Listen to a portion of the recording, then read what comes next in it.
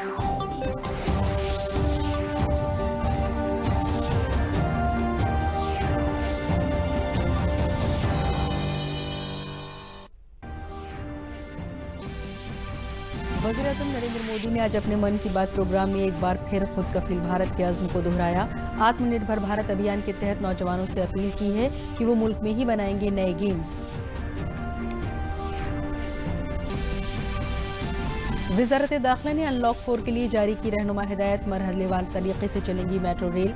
समाजी, तालीमी, खेल, तफरीही, सकाफती, मजहबी, सियासी और दीगर सरगर्मियों के इनेकाद की पाबंदी के तहत दी जाएगी इजाज़त। वज़ीर आला योगी आदित्यनाथ ने गोरखपुर में कहा, रियासत में कोविड-19 के खात्मे के लिए जब तक अहल दवा तैयार नहीं होती है तब तक हुकूमत करती रहेगी रोकथाम के लिए हर सतह पर कोशिश।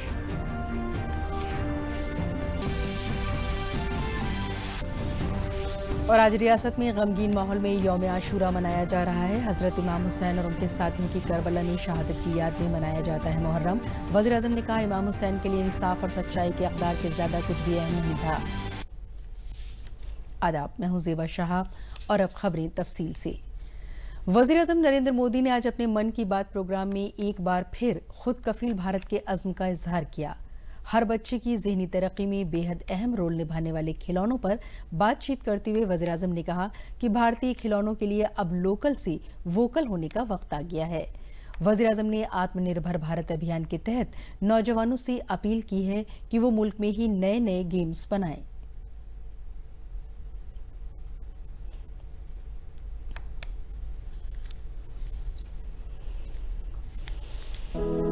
मन की बात कार्यक्रम के माध्यम से भारत को खिलौना उद्योग का बहुत बड़ा हब बनाने का आह्वान करते हुए प्रधानमंत्री नरेंद्र मोदी ने कहा कि 7 लाख करोड़ रुपए के वैश्विक खिलौना उद्योग में देश की साझेदारी बहुत कम है और इसे बढ़ाने के लिए सबको मिलकर मेहनत करनी होगी। प्रधानमंत्री ने कहा कि लोकल खिलौनों के लिए वोकल होने का वक्त है। उन्होंने पर्यावरण के अनुकूल खिलौने बनाने पर जोर दिया। Global toy industry 7 lakh crore रुपए से भी अधिक की है। 7 लाख करोड़ रुपयों का इतना बड़ा कारोबार, लेकिन भारत का हिस्सा उसमें बहुत कम है। खिलौनों के साथ हम 2 चीजें कर सकते हैं। अपने गौरवशाली अतीत को अपने जीवन में फिर से उतार सकते हैं और अपने स्वर्णिम भविष्य को भी संवार सकते हैं। मैं अपने स्टार्टअप मित्रों को, हमारे नए उद्यमियों से कहता हूं, टीम अप फॉर टॉयज। आइए मिलकर खिलौने बनाएं। अब सभी के लिए लोकल खिलौनों के लिए वोकल होने का समय है। हम ऐसे खिलौने बनाएं जो पर्यावरण के भी अनुकूल हो। पीएम मोदी ने आत्मनिर्भर भारत अभियान के तहत युवाओं से देश में ही गेम्स बनाने का आह्वान किया। हमारे देश में इतने आइडियाज हैं, इतने कंसेप्ट्स हैं, बहुत समृद्ध हमारा इतिहास रहा है। क्या हम उन पर गेम्स बना सकते हैं? मैं देश के युवा टैलेंट से कहता हूं, आप भारत में भी गेम्स बनाइए और भारत के भी गेम्स बनाइए। इस मौके पर पीएम मोदी ने आत्मनिर्भर भारत ऐप इनोवेशन चैलेंज का भी जिक्र किया। उन्होंने कहा कि इसमें युवाओं की भागीदारी के नतीजे काफी संतोषजनक हैं। बच्चों के साथ साथ बड़ों के लिए कई ऐप बहुत लाभकारी हैं। यही नहीं, अब हम अपनी मातृभाषा के जरिए अपनी बात रख सकते हैं। एक ऐप है कुटुकी किड्स लर्निंग ऐप। ये छोटे बच्चों के लिए ऐसा इंटरेक्टिव ऐप है जिसमें गानों और कहानियों के जरिए बात बात में ही बच्चे मैथ, साइंस में बहुत कुछ सीख सकते हैं। इसमें एक्टिविटीज भी हैं, खेल भी हैं। इसी तरह एक माइक्रो ब्लॉगिंग प्लेटफॉर्म का भी ऐप है। इसका नाम है KOO। इसमें हम अपनी मातृभाषा में टेक्स्ट, वीडियो और ऑडियो के जरिए अपनी बात रख सकते हैं, इंटरेक्ट कर सकते हैं। एक और ऐप है स्टेप सेट गो। ये फिटनेस ऐप है। अब कितना चले, कितनी कैलोरीज बर्न की, ये सारा हिसाब ये ऐप रखता है और आपको फिट रहने के लिए मोटिवेट भी करता है। कई बिजनेस ऐप्स हैं, गेम्स के ऐप्स हैं, जैसे is equal to books and expense, Zoho workplace, FTC talent, आप इनके बारे में नेट पर सर्च करिए, आपको बहुत जानकारी मिलेगी। आप भी आगे आए, कुछ इनोवेट करें, कुछ इम्प्लीमेंट करें। छोटे छोटे स्टार्टअप्स कल बड़ी बड़ी कंपनियों में बदलेंगे और दुनिया में भारत की पहचान बनेंगे। आज जो दुनिया में बहुत बड़ी बड़ी कंपनियां नजर आती हैं, ये भी कभी स्टार्टअप हुआ करती थी। एक कहावत है, यथा अन्नम तथा मनम। जैसा अनाज होता है वैसे ही हमारी ज़हनी और इल्मी तरक्की भी होती है। वज़ीर-ए-आज़म ने आज मन की बात प्रोग्राम में इस कहावत का जिक्र करते हुए कहा कि नेशन और नरेन के दरमियान गहरा रिश्ता है। उन्होंने कुदरती आफात में मुआविन का रोल निभाने वाले बहादुर डॉग्स की कुर्बानी को भी याद किया। यौम असतज़ा की मुबारकबाद पेश करते हुए वज़ीर-ए-आज़म ने कहा कि कोरोना के दौर में असतज़ा अपनी जिम्मेदारी बखूबी निभा रहे हैं। मन की बात कार्यक्रम में प्रधानमंत्री नरेंद्र मोदी ने नेशन और न्यूट्रिशन के बीच संबंधों को गहरा बताया और कहा कि पोषण आंदोलन को जन भागीदारी ही सफल बनाती है। जैसे क्लास में एक क्लास मॉनिटर होता है, उसी तरह न्यूट्रिशन मॉनिटर भी हो, रिपोर्ट कार्ड की तरह न्यूट्रिशन कार्ड भी बने। इस तरह की भी शुरुआत की जा रही है। पोषण माह न्यूट्रिशन मंथ के दौरान माय गॉव पोर्टल पर एक फूड एंड न्यूट्रिशन क्विज भी आयोजित की जाएगी और साथ ही एक मीम कंपटीशन भी होगा। आप खुद पार्टिसिपेट करें और दूसरों को भी मोटिवेट करें। साथियों, अगर आपको गुजरात में सरदार वल्लभ भाई पटेल के स्टैच्यू ऑफ यूनिटी जाने का अवसर मिला होगा और कोविड के बाद जब वो खुलेगा और आपको जाने का अवसर मिलेगा, तो वहाँ एक यूनिक प्रकार का न्यूट्रिशन पार्क बनाया गया है। खेल खेल में ही न्यूट्रिशन की शिक्षा आनंद प्रमोद के साथ वहाँ जरूर देख सकते हैं। प्रधानमंत्री ने कहा कि पोषक तत्वों को ध्यान में रखते हुए मौसम के मुताबिक संपन्न आहार योजना बनानी चाहिए और पोषण माह में पौष्टिक खाने और स्वस्थ रहने के लिए सभी को प्रेरित करना चाहिए। स्वतंत्रता दिवस पर प्रकाशित दिलचस्प खबरों पर प्रकाश डालते हुए पीएम ने कहा कि सुरक्षा बलों के पास बहादुर श्वान हैं जो देश के लिए अपने प्राण न्यौछावर कर देते हैं। सोफी और विदा इंडियन आर्मी के श्वान है, डॉग्स है, और उन्हें chief of army staff commendation card से सम्मानित किया गया है। डॉग की डिजास्टर मैनेजमेंट और रेस्क्यू मिशंस में भी बहुत बड़ी भूमिका होती है। भारत में तो national disaster response force NDRF ने ऐसे दर्जनों डॉग्स को स्पेशली ट्रेन किया है। कहीं भूकंप आने पर, इमारत गिरने पर, मलबे में दबे जीवित लोगों को खोज निकालने में ये डॉग्स बहुत एक्सपर्ट्स होते हैं। साथियों, मुझे यह भी बताया गया कि इंडियन ब्रीड के डॉग्स भी बहुत अच्छे होते हैं, बहुत सक्षम होते हैं। इंडियन ब्रीड्स में मुधोल हाउंड है, हिमाचली हाउंड है, ये बहुत ही अच्छी नस्लें हैं। राजपलायम, कन्नी, चिप्पी पराई और कोम्बाई भी बहुत शानदार इंडियन ब्रीड्स हैं। Indian council of agriculture research भी भारतीय नस्ल के डॉग्स पर रिसर्च कर रही है। अगली बार जब भी आप डॉग पालने की सोचें, आप जरूर इनमें से ही किसी इंडियन ब्रीड के डॉग को घर लाएं। आगामी शिक्षक दिवस को ध्यान में रखते हुए प्रधानमंत्री ने नई राष्ट्रीय शिक्षा नीति के जरिए छात्रों तक शिक्षा का लाभ पहुंचाने में शिक्षकों से अहम भूमिका निभाने का आह्वान किया। तेजी से बदलते हुए समय और कोरोना के संकट काल में हमारे शिक्षकों के सामने भी समय के साथ बदलाव की एक चुनौती लगती है। आज देश में हर जगह कुछ न कुछ इनोवेशन हो रहे हैं। शिक्षक और छात्र मिलकर कुछ नया कर रहे हैं। मुझे भरोसा है जिस तरह देश में राष्ट्रीय शिक्षा नीति के जरिए एक बड़ा बदलाव होने जा रहा है, हमारे शिक्षक इसका भी लाभ छात्रों तक पहुंचाने में अहम भूमिका निभाएंगे। प्रधानमंत्री ने युवा पीढ़ी से कहा कि वो आजादी के जंग के नायकों को कभी ना भूले। पीएम ने शिक्षकों से देश के हजारों लाखों गुमनाम नायकों को छात्रों के सामने लाने का आग्रह किया। साथ ही देश की विकास यात्रा को आगे बढ़ाने के लिए प्रधानमंत्री ने देशवासियों से 2 गज की दूरी, मास्क जरूरी संकल्प के साथ स्वस्थ और सुखी रहने की अपील की। आकाशवाणी से आज नश्र वज़ीर-ए-आज़म के मन की बात प्रोग्राम को अमरोहा जिले में बहुत जोश के साथ सुना गया। जिले में दीगर लोगों के साथ ही मुस्लिम लड़के और लड़कियों ने भी बड़ी लगन के साथ मन की बात प्रोग्राम में वज़ीर-ए-आज़म को सुना। इन मुस्लिम लड़के और लड़कियों का कहना है कि मन की बात प्रोग्राम एक ऐसा प्रोग्राम है जो मुल्क भर के लोगों के लिए हर बार नई मालूमात और नए पैगाम लेकर आता है। इस प्रोग्राम के तवस्सुत से आम लोग वज़ीर-ए-आज़म से बराह रास्त जुड़ पाते हैं। आज के प्रोग्राम में वज़ीर-ए-आज़म नरेंद्र मोदी ने हर सेक्टर में मुल्क की चीजों को बनाने और इसके इस्तेमाल पर बहुत अच्छी तरह से रोशनी डाली। लेकिन एक दिन बचपन के उन मौज मस्ती भरे पलों में बड़ों का दखल हो गया। माननीय प्रधानमंत्री जी ने साथ ही ये बताया कि इस कोरोना काल में आप अपने जितने भी उत्सव हैं उन सब उत्सव को ऑनलाइन मनाने का कष्ट करें। माननीय प्रधानमंत्री जी ने हमें ये बताया कि भारत में जो गणेश उत्सव है, ओणम है, इन सब को भी ऑनलाइन मनाने की का कार्य हो रहा है।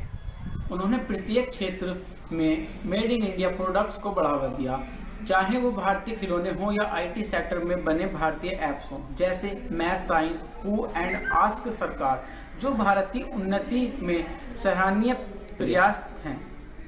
आज के कार्यक्रम में उन्होंने भारत को आत्मनिर्भर बनने के लिए प्रेरित किया है। बहुत सारे ऐप्स का भी जिक्र किया है जो कि मेड इन इंडिया है, उनको यूज़ करने के लिए प्रमोट किया है। कौमी वबा के सबब जारी लॉकडाउन में अब 1 सितंबर से काफ़ी कुछ बदलने जा रहा है। वज़ारत दाखिला ने ममनुआ इलाकों से बाहर अनलॉक 4 के लिए रहनुमा हिदायत जारी कर दी हैं। सबसे पहले बात मेट्रो रेल की करें तो इसे 7 सितंबर से मरहलेवार तरीके से शुरू किया जाएगा। इससे मुताल्लिका वज़ारत जल्द ही गाइडलाइन जारी करेगी। 21 सितंबर से समाजी, तालीमी, खेल, तफरीही, सकाफती, मजहबी, सियासी और दीगर तकरीब का इनेकाद करने की इजाज़त भी होगी, लेकिन इसमें सिर्फ 100 लोग ही शामिल हो सकेंगे। 21 सितंबर से ही खुले में प्रोग्रामों के इनेकाद की भी इजाज़त होगी। हालांकि स्कूल, कॉलेज, तालीम और कोचिंग इंस्टीट्यूट 30 सितंबर तक बंद रहेंगे। कंटेनमेंट जोन के बाहर 9वीं से 12वीं तक के तलबा को असतज़ा की रहनुमाई हासिल करने के लिए स्कूल जाने की इजाज़त होगी, लेकिन ज़रूरी रहनुमा हिदायत के मुताबिक तलबा को सरपरस्तों की तहरीरी इजाज़त लेनी होगी। इसके अलावा सिनेमा हॉल, स्विमिंग पूल और तफरीही पार्क बंद रहेंगे। रियासत के अंदर और एक से दूसरी रियासतों के दरमियान लोगों और चीज़ों की आमदोरफ्त पर कोई पाबंदी नहीं होगी। रियासतों को सलाह दी गई है कि ममनुआ इलाकों से बाहर किसी भी तरह का मुकामी लॉकडाउन नाफिज ना करें, लेकिन 30 सितंबर तक कंटेनमेंट जोन में सख्ती से लॉकडाउन नाफिज रहेगा। गोरखपुर में वज़ीर आला योगी आदित्यनाथ ने अपने आबाई जिले में 2 रोजा दौरे पर आने के बाद प्रेस कॉन्फ्रेंस करते हुए कहा कि कोविड-19 के खात्मे के लिए रियासती हुकूमत और मुल्क में हर सतह पर कोशिश की जा रही है। अभी तक इसकी कोई दवा नहीं तैयार हो पाई है। जब तक इसकी कोई दवा सही तरीके से नहीं बन जाती, तब तक हम लोग इसकी रोकथाम और खात्मे के लिए बेदारी के तवस्सुत से काम करते रहेंगे। इसके लिए जरूरी है कि बचाव से मुताल्लिक जितनी भी तदाबीर हैं उनको इख्तियार किया जाए। इसी तरह एंसेफेलाइटिस 40 बरसों से गोरखपुर बस्ती डिवीजन के साथ साथ मशरकी उत्तर प्रदेश की खुसूसी मुतअद्दी बीमारी थी, जिसके खात्मे के लिए हम लोगों ने लड़ाई भी लड़ी। इसकी रोकथाम के लिए CHC, PHC में इलाज के लिए बंदोबस्त किया गया। इंसेफेलाइटिस की बीमारी में कमी आई है और जहां हर साल 1200 से 1500 बच्चों की मौत होती थी, इसकी शरह घटकर बहुत कम हो गई है। इसी तरह डेंगू, डायरिया और चिकनगुनिया बीमारी भी अपने पांव फैला रही है। इनके खात्मे के लिए भी रियासती हुकूमत पुरअज़्म है। अवेयरनेस के कार्यक्रम आदरणीय प्रधानमंत्री जी के नेतृत्व में जो चले हैं, उसका परिणाम है कि कोविड-19 से भारत एक सुरक्षित स्थिति में है और मजबूती के साथ इस लड़ाई को लड़ रहा है। यही स्थिति हम लोगों ने उत्तर प्रदेश के अंदर भी लागू की और उत्तर प्रदेश के अंदर भी हम कोविड-19 की इस लड़ाई को बहुत मजबूती के साथ आगे लड़ रहे हैं। आज अगर देखेंगे देश के बड़े राज्यों में तो उत्तर प्रदेश की मृत्यु दर, पॉजिटिविटी की दर ये सबसे कम है और सबसे अधिक टेस्ट देश के अंदर वर्तमान में उत्तर प्रदेश करा रहा है। इंसेफेलाइटिस की लड़ाई देश की लड़ाई है। देश की लड़ाई में हर एक तबके का योगदान जिस मजबूती के साथ मिला है, अपने प्रधानमंत्री जी के आह्वान पर पूरा देश मिलकर के इस लड़ाई को जिस मजबूती के साथ लड़ा है, उसका पालन हमें तब तक करना होगा जब तक कोई वैक्सीन या इसके लिए कोई दवा उपलब्ध नहीं हो जाती है। और हमें इस लड़ाई को लड़ने के लिए व्यापक जागरूकता के इस कार्यक्रम के साथ जुड़ना पड़ेगा। मुल्क में हुकूमत की कोशिशों से कोविड-19 की सूरत हाल में इस्लाह हो रही है।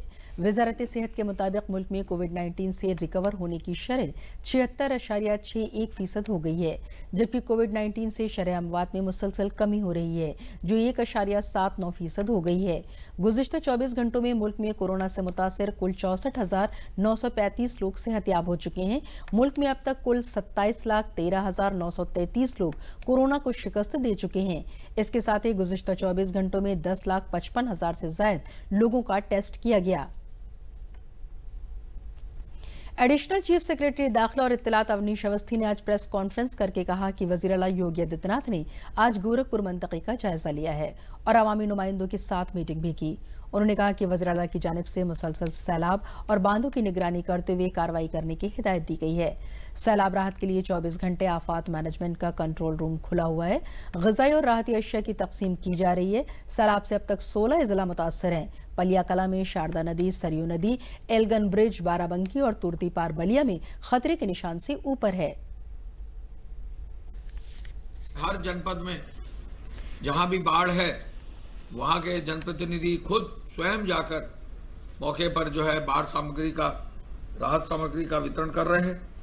बाढ़ में अब तक 16 जनपद प्रभावित हैं। अम्बेडकर नगर, अयोध्या, आजमगढ़, बहराइच, बलिया, बाराबंकी, बस्ती, देवरिया, फर्रुखाबाद, गोंडा, गोरखपुर, लखीमपुर खीरी, कुशीनगर, मऊ, संत कबीर नगर तथा सीतापुर 690 गांव बाढ़ में प्रभावित हैं।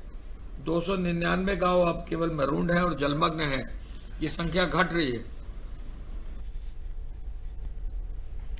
एडिशनल चीफ सेक्रेटरी सेहत अमित मोहन प्रसाद ने आज एक प्रेस कॉन्फ्रेंस में बताया कि गुज़िश्ता 24 घंटों में इन्फेक्शन के 6,233 नए मामले सामने आए हैं। इस वक्त रियासत में एक्टिव मामलों की कुल तादाद 54,666 है। 1,67,543 कोरोना मुतासरा मरीज सेहतयाब होकर अपने घर जा चुके हैं। मुतासर लोगों में 3,423 लोगों की मौत हुई है। उन्होंने बताया कि कल रियासत में 1,39,454 सैंपल की जांच की गई। विगत 24 घंटों में संक्रमण के 6,233 नए प्रकरण सामने आए हैं। इस समय प्रदेश में एक्टिव इन्फेक्शन के केसेस की कुल संख्या 54,666 है। जो व्यक्ति संक्रमित होने के पश्चात पूर्णतः उपचारित होकर डिस्चार्ज किए जा चुके हैं, उनकी संख्या 1,67,543 है। इस प्रकार कुल 74.25% का रिकवरी रेट चल रहा है। संक्रमित व्यक्तियों में से 3,423 लोगों की मृत्यु हुई है और केस फैटेलिटी रेट इस समय घटकर के 1.51% हो गया है। गांव में रहने वाले सार्फिन को अब बिजली का बिल जमा करने के लिए बिजली घर तक नहीं जाना पड़ेगा। महकमा तवानाई ने इसके लिए अब door to door bill collection का बंदोबस्त किया है। इसके लिए पावर कारपोरेशन और NRLM का मुआहदा होने के बाद चित्रकूट में ये स्कीम नाफिज कर दी गई है। महकमा तवानाई की जानिब से सभी ब्लॉक से आजीविका मिशन के तहत चलने वाले सेल्फ हेल्प ग्रुप 5-5 ख्वातीन को ट्रेनिंग देने के साथ उन्हें जरूरी आलात तकसीम करके देही और शहरी इलाके में घर घर जाकर बिजली के बिल की रकम वसूल किए जाने की जिम्मेदारी सौंपी गई है। देही इलाके के बकायादार बिजली सार्फिन से वसूली करने पर ग्रुप की ख्वातीन को जहां 1 रुपए से लेकर 2,000 रुपए तक की अदायगी पर 20 रुपए फी बिल के हिसाब से रकम मिलेगी, वहीं शहरी इलाके में फी बिल 12 रुपए मिलेंगे।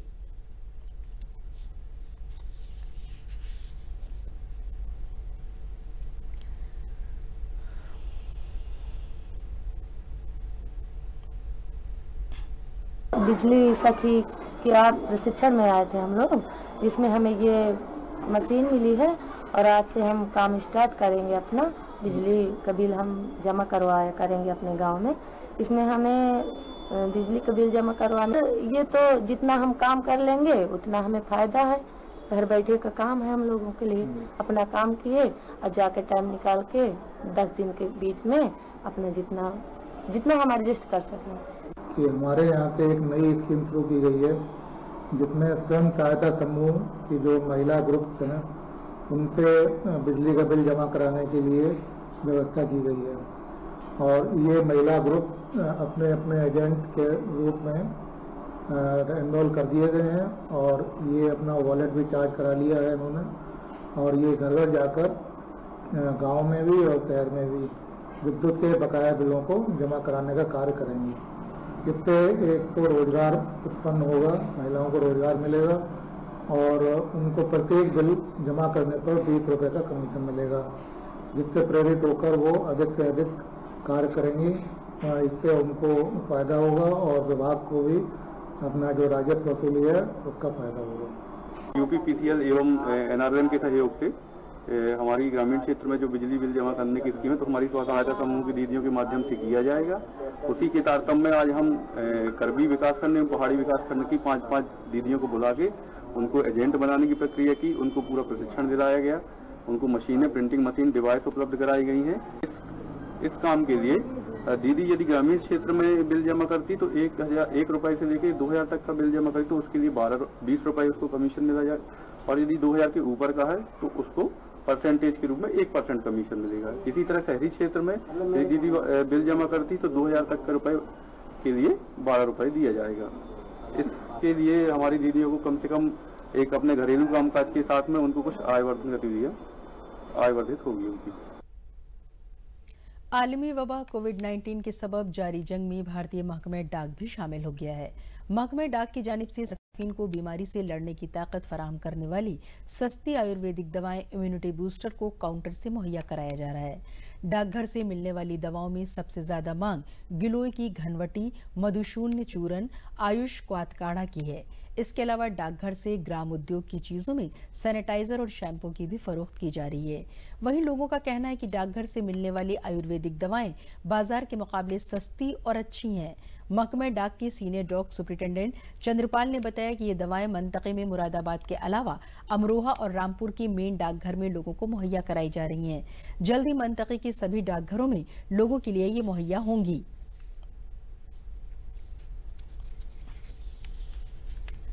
जैसा कि आपको पता ही है, कोरोना संक्रमण चल रहा है तो इम्यूनिटी बढ़ाने की जो दवाइयां हैं वो डाक खाने में उपलब्ध हैं। और सबसे बड़ी हम लोगों की मतलब दिल को भी ये मतलब तसल्ली होती है कि जो सरकार जो दवा देगी इम्यूनिटी बढ़ाने की वो डाक विभाग से जो मिलेगी वो पूरी तरह से 100% सही दवा होगी। खाने से बहुत बढ़िया दवाइयाँ मिल रही है। इस समय कोरोना काल चल रहा है और इम्यूनिटी बढ़ाने के लिए आयुर्वेदिक दवाइयाँ डाक खाने में उपलब्ध हैं। तो एक चीज़ और भी है, यहाँ मुनासिब दामों में आयुर्वेदिक दवाइयाँ मिल रही है तो हमें इधर उधर भटकना नहीं पड़ता और हम डाक खाने से आके ये दवाइयाँ प्राप्त कर रहे हैं। बाज़ार के मुकाबले कीमतें काफ़ी कम है यहाँ पर, इसीलिए हम लोग डाक खाने की ओर रुख कर रहे हैं। ये हमारे जो है तीनों प्रधान डाकघरों में रामपुर, अमरोहा और मुरादाबाद में 1 अगस्त से बेची जा रही हैं और इनको जनता के द्वारा बहुत पसंद किया जा रहा है, अच्छी सेल है। ये इम्यूनिटी बूस्टर दवाई है जो मैंने आपको अभी बताई है, ये मेघदूत खाद्य ग्राम उद्योग की, ये सब इम्यूनिटी बूस्टर दवाइयाँ हैं। मधु सोना टैबलेट, मधु सोना पाउडर, आयुष क्वाथ और गिलोय वटी, ये सब जो है इम्यूनिटी बूस्टर दवाइयाँ हैं।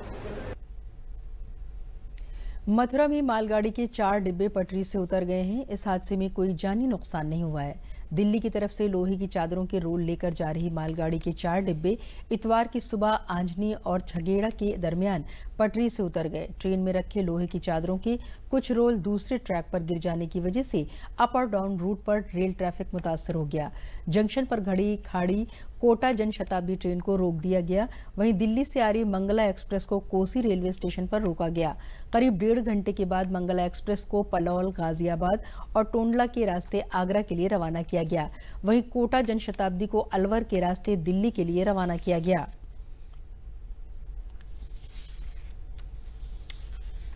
फिरोजाबाद में दूरदर्शन उत्तर प्रदेश और स्वयं प्रभा टीवी चैनल पर तालीम की तशहीर और बच्चों को ज्यादा तालीमी फायदा पहुंचाने के लिए जिला मजिस्ट्रेट चंद्र विजय सिंह और जिला इंस्पेक्टर ऑफ स्कूल ऋतु गोयल अनथक कोशिश कर रहे हैं, जिससे बच्चों को कोविड-19 के सबब अच्छी और मयारी तालीम हासिल हो रही है। जिला मजिस्ट्रेट और DIOS ने महकमा जाती टीम तश्कील कर दी है, जो टीचर्स, तलबा और तालिबात की निगरानी कर रही हैं। इस नई तालीमी पॉलिसी से सभी को मसावी निसाब के मुताबिक तालीम हासिल हो रही है और सभी बच्चों के पास एंड्रॉयड मोबाइल न होने के सबब पढ़ना मुश्किल था, लेकिन दूरदर्शन की इस पहल से गरीब बच्चे भी ई तालीम से महरूम नहीं हैं। फिरोजाबाद के पढ़ने वाले बच्चे और उनके सरपरस्तों में खुशी है। उनका कहना है कि मोबाइल के मुकाबले टीवी की स्क्रीन बहुत बड़ी होती है, जिससे बच्चों को पढ़ाई आसानी से समझ में आ रही है।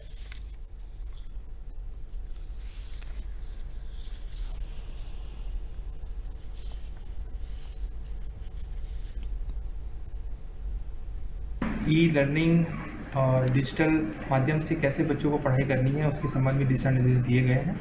माध्यमिक शिक्षा विभाग में बहुत सारे वीडियोस विभाग द्वारा यूट्यूब के माध्यम से और दूरदर्शन पर और स्वयं प्रभा चैनल नंबर 22 पर अपलोड किए जा रहे हैं, जिसमें सभी विद्यार्थियों को उसको देखना होगा, साथ साथ टीचर्स भी उसको देखेंगे और फिर उसके बाद वो लोग व्हाट्सएप के माध्यम से कैसे छात्रों का मूल्यांकन करना है या उसका पूरा मॉनिटरिंग वो रहेगा। और DIOS बहुत सारे अधिकारियों के माध्यम से और प्रधानाचार्य के माध्यम से उस चीज़ को वो लोग मॉनिटर करेंगे, ताकि जो हमारा ई पठन पाठन है और डिजिटल लर्निंग है उस चीज़ को हम बढ़ावा दे सकें और किसी तरह का छात्रों का पढ़ाई का लॉस न हो। माध्यमिक शिक्षा उत्तर प्रदेश के द्वारा एक बहुत ही अच्छी पहल की जा रही है। वर्चुअल स्कूल चलाया जा रहा है, जिसमें हम टीवी चैनल के माध्यम से उसमें DD उत्तर प्रदेश जो फ्री चैनल है उस पर हम 10th और 12th की क्लास चला रहे हैं और प्रत्येक सप्ताह उसका कार्यक्रम हमारे पास आता है। हम अपने प्रिंसिपल को नोट कराते हैं और प्रिंसिपल सारा कार्यक्रम टीचर्स को और टीचर्स के द्वारा वो बच्चों के पास पहुंच जाता है। उसमें पूरा टाइम टेबल दिया है कि कितने बजे से शुरू होगी क्लास और कौन से सब्जेक्ट की क्लास पढ़ाई जाएगी। और जो वीडियो बनाए गए हैं वो हमारे माध्यमिक शिक्षकों के द्वारा ही वीडियो तैयार किए गए हैं, जिनका कि परीक्षण NCERT से होकर आता है। फिर वो बहुत अच्छी वीडियो जो होती है उसी वीडियो को टीवी पर चलाया जाता है। और 9th और 11th की क्लास जो है स्वयं प्रभा चैनल के माध्यम से और आपका डिश TV DTH और आपका जो है जियो मोबाइल पर और जियो TV पर चल रहा है। जिला अधिकारी महोदय और शिक्षा विभाग के द्वारा जो प्रचार कराया जा रहा था उसके माध्यम से पता पड़ा कि दूरदर्शन पर बच्चों की क्लास वाइज पढ़ाई हो रही है, तो बच्चों को बताया कि भाई क्लास पर अपनी दूरदर्शन पर क्लास लगा लिया करो। तब से वो लोग दूरदर्शन पर ही पढ़ाई करते हैं, अच्छा उनको समझ में आता है। मेरा नाम प्रेरणा वासवानी, मैं कक्षा 4 में पढ़ता हूँ। स्कूल बंद चल रहे हैं, इसके लिए पढ़ाई नहीं हो पा रही है। पापा ने बताया कि दूरदर्शन पे पढ़ाई होती है, इसीलिए मैं रोजाना दूरदर्शन पे पढ़ता हूँ। उसमें सब कुछ समझ में आता है, जो समझ में नहीं आता मैं यूट्यूब पर दूरदर्शन डाल के रिटर्न देख लेता हूँ। मुजफ्फरनगर के शहीद फौजी प्रशांत शर्मा के आखिरी रसूम फौजी एजाज के साथ घाट पर अदा किए गए। प्रशांत के छोटे भाई निशांत शर्मा ने मुखाग्नि दी। शहीद के आखिरी सफर में हजारों लोगों का अवामी सैलाब उमड़ पड़ा। शहीद के आखिरी सफर में मरकजी वजीर ममलकत डॉक्टर संजीव बालियान, वजीर गन्ना सुरेश राणा, वजीर ममलकत बराए कौशल विकास कपिल देव अग्रवाल, वजीर ममलकत बराए रविंद्र विजय कश्यप, रुकन असेंबली प्रमोद ऊटवाल, उमेश मलिक और भारतीय किसान यूनियन के कौमी सदर चौधरी नरेश टिकैत शामिल रहे। आखिरी रसूम से कबल मेरठ छावनी से आईजाट रेजिमेंट की फौजी टुकड़े ने मातमी धुन बजाई और 2 मिनट की खामोशी इख्तियार की। वज़ीर-ए-आला ने शहीद के कुनबे के तई हमदर्दी जाहिर करते हुए अहले खाना को 50 लाख रुपए की इक्तिसादी मदद दी है। कुनबे के एक फर्द को रियासती हुकूमत नौकरी देगी और जिले की एक सड़क का नाम शहीद के नाम पर रखा जाएगा।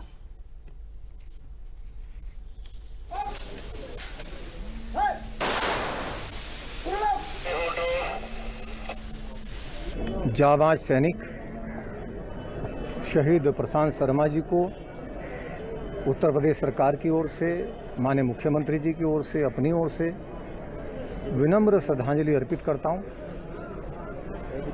और भारत माता के ऐसे लाडले सपूतों की शहादत पर इस पूरे देश को गर्व है। मैं जब सुबह परिवार में गया तो इनके पिता भी एक्स आर्मी मैन हैं उनका जज्बा, उनका जोश, उन्होंने कहा कि मुझे अपने बेटे की शहादत पर गर्व है। आशूरा मुहर्रम आज मुल्क में गमगीन माहौल में मनाया जा रहा है। हजरत इमाम हुसैन और उनके साथियों की शहादत की याद में मुहर्रम मनाया जाता है, जिन्होंने सच्चाई और इंसाफ के लिए करबला में अपनी जान की कुर्बानी पेश की थी। वज़ीर-ए-आज़म नरेंद्र मोदी ने मुहर्रम पर ट्वीट किया है और इमाम हुसैन की कुर्बानी को याद किया है। वज़ीर-ए-आज़म ने कहा है कि इमाम हुसैन के लिए इंसाफ और सच्चाई के अक़दार से ज़्यादा अहम कुछ भी नहीं था। मसावत और गैर जानिबदारी पर उनका जोर काबिल ज़िक्र है और बहुत लोगों को ताकत देता है। इसी के साथ खबरें खत्म हुई। इजाजत दीजिए। आदाब।